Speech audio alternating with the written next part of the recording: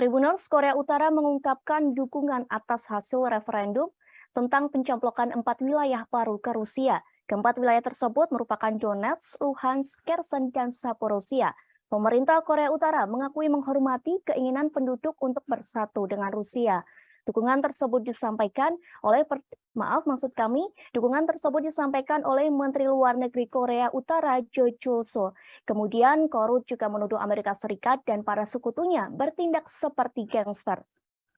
Pasalnya Amerika Serikat menyalahgunakan Dewan Keamanan PBB.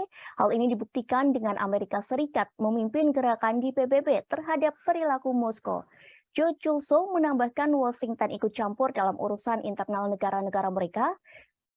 Pihaknya mengatakan Washington melanggar hak-hak hukum mereka karena berusaha untuk melestarikan dunia unipolar. Sementara kini Duma Negara meloloskan rancangan undang-undang konstitusional tentang penerimaan 4 wilayah yang dicaplok oleh Ukraina. Menurut undang-undang, penduduk entitas konstituen baru diakui sebagai warga negara Rusia mulai 30 September 2022. Tanggal tersebut merupakan hari ketika 4 wilayah itu bergabung dengan Rusia.